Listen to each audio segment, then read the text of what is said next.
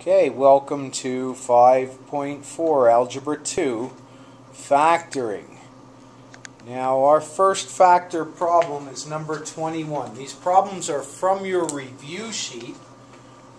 Number 21, 64x cubed minus 8. Hopefully we all can start to identify these cube numbers. 4 times 4 is 16, times 4 is 64. X times x times x, x cubed. So this is 4x cubed minus 2 cubed. Now we simply use our formula. A cubed minus b cubed equals. And it's a formula. It gives us a pattern. And we just write the answer in pattern. A minus b. Well, here's A and here's B.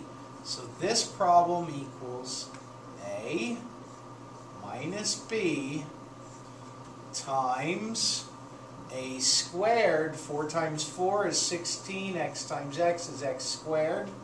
Plus A times B plus b squared, 2 times 2. And here is the solution to number 21. Again, number 21 had to be done with the formula. The little part of Algebra 2 that's memorization are these sum and difference of two cubes, the difference of two squares, these formulas for factoring. Next, we'll move to number 22 and immediately identify common factors in each term. Each term has an x to the first power that we can take out, and each term has a 2 that we can take out. So we factor out 2x. Here we have x to the fourth. Here we have 6x squared. It's still a minus. Here we have 5. And we notice that this is a quadratic style. It's x squared squared minus 6 x squared. You remember I substituted on a couple of these. I used like the u substitution. Well, we're just going to factor this like it was a quadratic now. Like this was, we could do the substitution. We'll just let x squared, we'll just call it u for a minute. So this would be u squared minus 6u plus 5. This is easy to factor. Has to add to give you 5, or pardon me, multiply to give you positive 5. Add to give you negative 6. Positive 5, negative 6. Well, we know that negative 1 plus negative 5 equals negative 6. And negative 1 times negative 5 equals positive 5. So we factor that. 2x. And remember, x squared, we called it u. Remember that.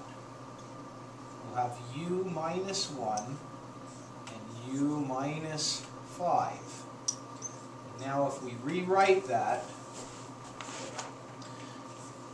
trading x squared back for our u, we get 2x, still carrying that 2x, x squared minus 1, x squared plus 1. One more thing we can factor, because this is the difference of two squares, x squared and 1 squared. So we have 2x, x plus 1, x minus 1, and then that x squared plus 1 is factored as much as it can go. And there's our solution. Please remember to use your rewind and your pause. Now I'm going to erase and do this last problem, number 23. Again, rewind and pause, and that comes right back on the board for you.